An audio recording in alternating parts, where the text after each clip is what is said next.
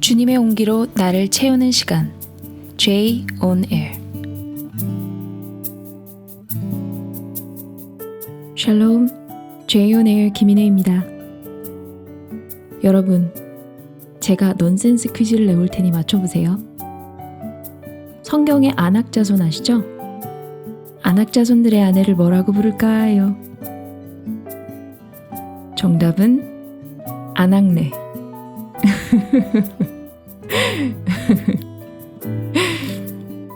또 다른 문제를 내볼게요.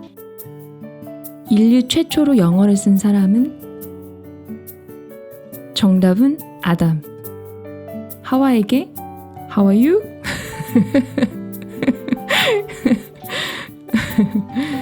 설마 라디오 들으시면서 저한테 돌 던지시는 건 아니죠? 워워 캄다운 하시고요. 넌센스 퀴즈니까요. 저희 공동체에 함께 살고 있는 한 선교사님이 이렇게 하이 개그를 좋아하셔서 저는 하이 개그라고 부르는데 아마 보통은 아재 개그라고 하겠죠? 그래서 넌센스 퀴즈를 가끔 내세요. 저는 듣다가 너무 웃겨서 라디오에서 한번 이야기해야겠다 생각했어요. 웃을 일이 많지 않은 요즘 이렇게 어이없게라도 웃으시라고 용기를 보았습니다. 마지막 퀴즈를 낼게요. 조선에 아낌없이 주는 나무는 누구일까요? 정답은 서서평 선교사님입니다. 본명은 엘리자베스 요한나 쉐핑이세요. 오늘은 서서평 선교사님을 여러분께 소개해드리고 싶습니다. 서서평 선교사님이 어떻게 조선에 아낌없이 주는 나무가 되셨는지 그 삶으로 한번 들어가 볼까요?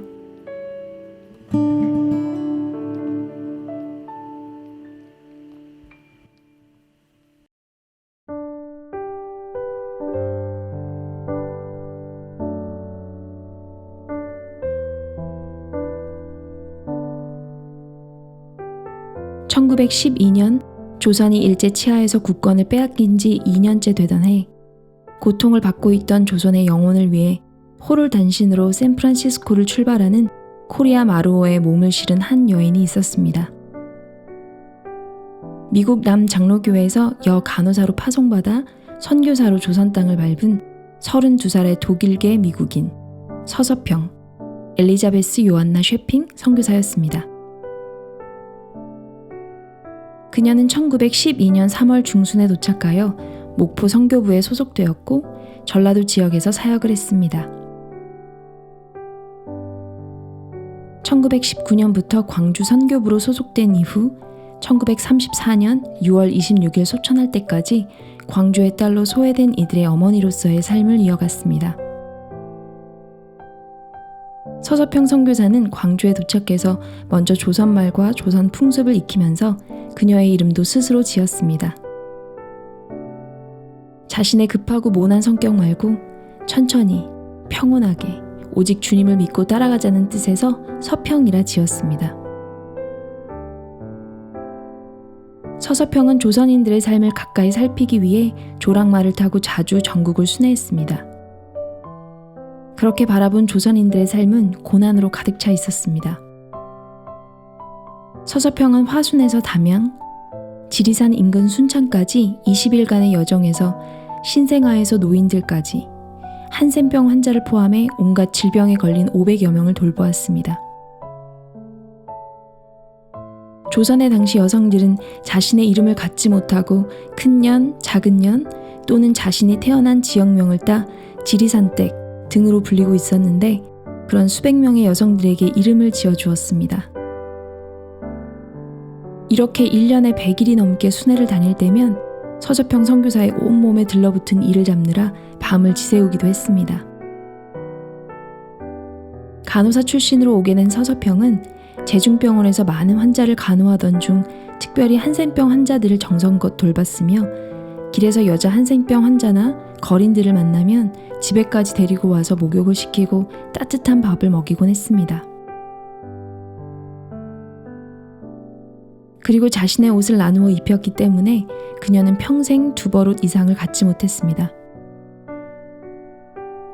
한 번은 엄동설안의 한센병 환자 2사람이 거리에서 추위에 떨고 있는 것을 보고 자신의 하나밖에 없는 담요를 가져다가 둘로 나누어 하나씩 덮어주기도 했고 언제나 굶주린 사람에게 자기의 먹을 것을 나누어 주었습니다. 그렇게 언제나 가난하고 소외된 자들을 늘 마음을 다해 섬겼던 서서평 선교사가 남긴 업적은 결코 작지 않았습니다. 그녀는 1921년 백운동에 위치한 현 백운동 교회의 전신인 진다리 교회와 봉선리 교회를 세웠으며 1922년에는 전국에서 처음으로 제1교회의 전신인 금정교회에 부인조력회, 여신도회를 조직하여 믿음의 훈련과 교회 봉사활동에 앞장서게 했습니다. 또한 국내 간호 분야에도 지대한 업적을 남겨 1923년 조선간호협회 결정을 주도하여 초대회장에 선임되었고 그로부터 11년 동안 회장으로 재임하면서 협회 발전을 위해 발벗고 나섰습니다. 이렇게 많은 섬김으로 조선을 섬겼던 서서평 선교사에게 시련도 없지 않았습니다. 1929년 조선간호부 협회를 세계협회에 가입시키기 위해 갔던 미국에서 오랫동안 만나지 못했던 어머니를 다시 만나게 되었습니다. 하지만 어머니는 네 몰골이 내 딸이라 하기에 부끄럽다며 서서평을 내쳤습니다. 사실 그 일은 서서평에게 어머니로부터 2번이나 버림받는 것이나 마찬가지였습니다. 서서평이 3살 때 어머니는 서평을 할머니에게 맡기고 미국으로 떠났습니다. 그렇게 할머니 손에 자라다가 할머니마저 돌아가시자 그녀는 미국에 있는 어머니를 찾아 대서양을 건너게 되었습니다. 그렇게 어머니와 상봉을 한 후 잘 지내는 듯 하다가 서서평이 가톨릭에서 기독교로 개종을 하자 어머니는 집안 망신이라며 서서평을 집에서 내쫓은 것입니다. 이런 아픔에도 불구하고 하나님의 사랑이 마음에 닻을 내린 서서평은 수양딸 13명과 나환자의 아들 1명 등 14명의 한국 아이를 입양해 기른 조선의 어머니로 평생 살았습니다. 그는 평생 어머니로부터 사랑을 제대로 받지 못했지만 오히려 서서평은 하나님의 사랑과 긍휼로 조선의 영혼들에게 어머니가 될 수 있었습니다. 그냥 데려다 기르기만 한 것이 아니라 좋은 곳으로 시집가도록 돕고 혹 시집갔던 곳에서 쫓겨나온 일이라도 있으면 다시 그를 받아 일어설 수 있도록 돕기까지 끝없는 사랑으로 자신을 내어주었습니다. 그녀는 또 자비로 3년제 학교를 설립해 여성들의 문맹 퇴치와 계몽에 나섰습니다. 그녀의 미국인 친구인 니일의 원조를 받아 양림 뒷동산의 붉은 벽돌로 3층 교사를 짓고 니일 양의 이름의 발음을 따서 한자로 이일학교, 한국 최초의 여성 신학교이며 현 한일장신대의 전신을 세워 여성들을 가르쳤습니다. 이뿐만 아니라 한글 말살 정책이 진행 중인 일제 치하에서 간호부 협회의 소식지와 서적들 모두 한글로 편저하도록 고집했고 조선 사람들에게 출애굽기를 가르치며 독립의 확신을 심어주려 애썼습니다. 평생을 독신으로 살았던 그녀는 당시 선교활동의 일환으로 금주 금연운동을 전개했는데 직접 금주동맹을 만들어 상가가 밀집한 지금의 충정로와 시장에서 계몽운동을 벌이기도 했습니다. 그녀는 인신매매 반대운동을 펼쳤으며 당시 본 부인 외에 첩을 들이는 축접제도와 여성의 성을 매매하는 공창제도 폐지운동에도 앞장섰습니다.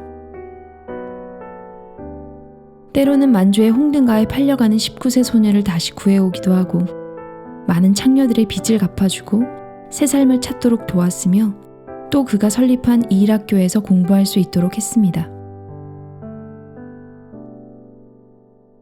1933년 서서평은 강제 거세 등으로 한센병 환자들을 말살하려는 정책을 펴는 일제 총독부를 대항해 당시 조선인 목회자 등 동역자들과 50여 명의 한센병 환자들과 함께 서울에서 행진을 했습니다. 소식을 들은 전국 각지의 한센병 환자들이 이 행진에 합류했습니다. 이 행진에 함께한 한센병 환자들의 숫자는 530여 명에 달했습니다. 결국 총독부도 두 손을 들게 되었고 소록도 한센병 환자 요양시설과 병원이 시작되는 계기가 되었습니다. 이때 서서평에게 나환자들의 어머니라는 별명이 생기게 되었습니다. 서서평은 조선인으로 살기를 마다치 않았습니다. 선교사역 17년 만에 처음 맞이한 1년간의 안식년을 마치면서 쓴 편지에 서구 문명을 나름대로 이상화한 까닭에 과거에는 조선인들의 삶을 제 관점에서 바라보고 저평가한 게 사실이지만 사실 조선에는 서양인들이 지나치기 쉬운 아름다운 전통과 사랑, 문학적으로 탁월하거나 훌륭한 것들이 너무 많다면서 하나님께서 제게 부르신 방법대로 조선으로 돌아가 기꺼이 조선의 짐을 덜어줄 것을 다짐하는 기록을 남겼습니다. 1912년 조선이 일제 치하에서 혹독한 시련을 거치던 때에 이 땅에 첫 발을 딛고 세상을 떠나기까지 22년간 조선을 사랑하고 섬겼던 엘리자베스 요한나 쉐핑 서서평. 그녀는 혈통은 독일 태생이었지만 조선인으로 그리고 그리스도인으로 살다가 하늘의 미랄이 되었습니다.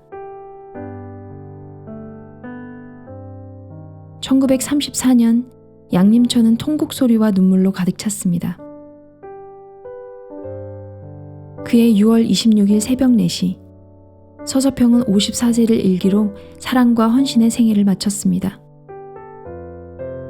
그녀가 마지막 가는 길에 양딸 13명과 이일학교 학생들 그리고 그가 돌봐준 가난한 자와 한센병 환자들이 따랐습니다. 어머니, 어머니를 부르며 오열하는 소리가 곳곳에 쏟아졌습니다. 장례식은 광주광역시 최초 사회장으로 12일 동안 치러졌고 많은 지방 인사와 기독교인들은 물론 많은 일본인들도 예복을 입고 참석했습니다. 서울, 평양, 부산 등 국내 여러 곳에서 식장이 가득 차게 사람들이 모여 그녀의 마지막 가는 길을 슬퍼했습니다. 그녀의 유언에 따라 몸 안의 장기는 모두 의학 실험용으로 기증되었는데 부검 결과 그녀는 영양실조로 죽은 것으로 판명이 났습니다. 그녀의 재산 또한 정리해보니 덮은 이불 반장과 동전 7전, 강냉이 가루 2홉이 전부였습니다. 당시 동아일보는 자선과 교육사업에 일생을 바친 빈민의 어머니 서서평양 서거라는 제목과 재생한 예수라는 부제로 그의 죽음을 대서특필했습니다. 그녀는 지금도 양림 뒷동산에 묻혀 있으며 그를 흠모하는 사람들의 가슴 속에 영원히 지워지지 않을 흔적으로 남아 있습니다. 그녀의 침대 밑에 종이 한 장엔 이런 글귀가 적혀 있었습니다. Not success, but service. 성공이 아니라 섬김이다.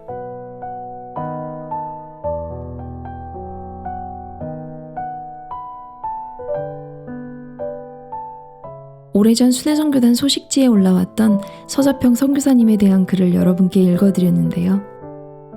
서서평 선교사님의 일대기를 그린 영화가 나오기 전이어서 그런지 저는 이 글을 통해 서서평 선교사님에 대해 처음 듣게 되었던 것 같아요. 조선에 오신 많은 선교사들 중에 이렇게 한평생 외국인 선교사가 아닌 조선인으로 살다 가신 선교사님도 계셨구나 하면서 깊은 감명을 받았었는데요. 저는 특별히 한국 이름을 자신의 급하고 모난 성격 때문에 서서평이라고 지었다는 대목에서 마음이 참 따뜻해졌어요. 왜냐하면 저도 급하고 모난 성격을 가졌기 때문이죠. 그래서 저도 제2의 한국 이름으로 서서평으로 지어야 하나라는 생각이 잠시 스치고 지나가긴 했답니다. 그런 자신의 성향과는 다르게 서서평 선교사님이 조선 사람들에게 행한 일들은 사랑이 아니면 가능하지 않은 일들이었어요. 선교사님 안에 부어진 하나님의 사랑이 그의 급하고 모난 성격마저도 뛰어넘어 그 자신을 죽는 데까지 내어주게 만든 원동력이었겠다는 생각이 드니까 저에게도 소망의 빛이 비치더라고요. 그리고 서서평 선교사님 침대 밑에서 발견된 종이에 적힌 성공이 아닌 섬김이다 라는 글귀가 선교사님이 평생 무엇을 위해 이렇게 열정적으로 달려오셨고 또 어떤 믿음의 싸움을 싸우셨는지를 보여주는 것 같았어요. 저도 누군가를 섬기기 위해 선교사가 되었지만 제가 얼마나 섬기는 게 불가능한 사람인지 시간이 지날수록 더욱 깨닫게 돼요. 섬기기보다는 제가 하고 있는 일의 성공과 열매를 보기 위해 달려왔던 시간이 훨씬 많았음을 부인할 수 없더라고요. 그래서 그런지 선교사님의 이 글귀가 제 마음에 깊이 새겨졌습니다. 섬김의 종으로 오셨던 예수 그리스도를 본받아 저 또한 종과 같이 영혼들을 섬기는 선교사로 더욱 살기로 결단하게 되었습니다. 만두님들, 라디오를 하면서 저는 계속 코너로 몰리고 있는 것 같아요. 이런 자리일 거라고 생각을 못했는데 정말 복음이 실제될 수 있는 자리로 주님이 저를 자꾸 몰아가시네요. 만두님들 같이 가요. 마지막으로 나의 기도라는 찬양 들려드리면서 저는 인사드릴게요. 섬김의 종이 되어 우리를 섬기신 주님을 본받아 마음 다해 이웃을 사랑하고 섬기는 우리 만두님들 되시길 바라며 지금까지 제이온에어 김인혜였습니다.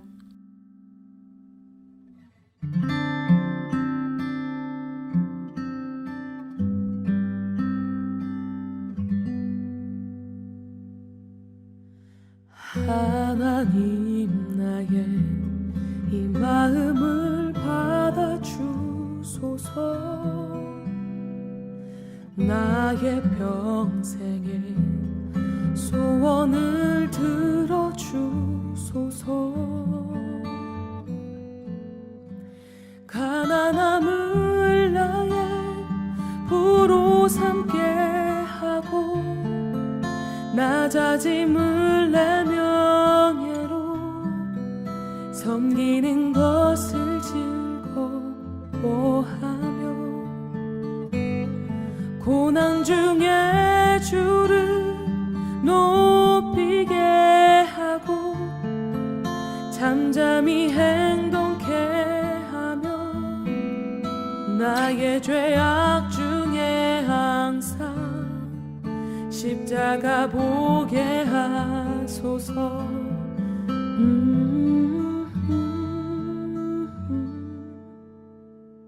그 은혜로 매일 살게 하소서.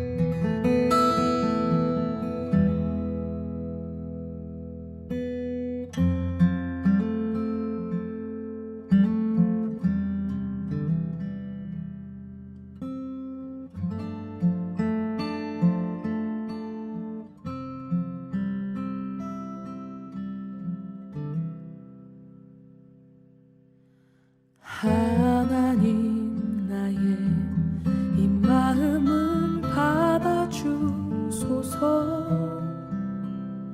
나의 평생의 소원을 들어주소서. 가난함을 나의 부로 삼게 하고 낮아짐을 내 명예로 섬기는 것을 즐거워하며 고난 중에 주를 높이게 하고 잠잠히 행동케 하며 나의 죄악 중에 항상 십자가 보게 하소서.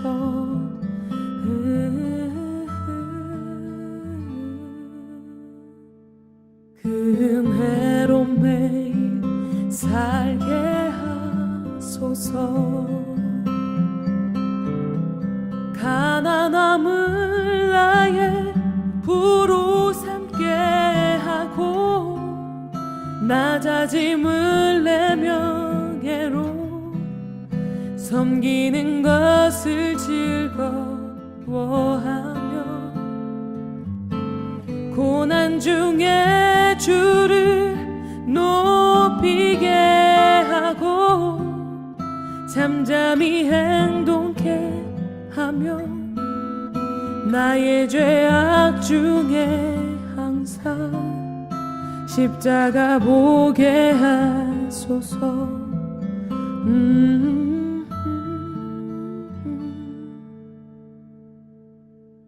그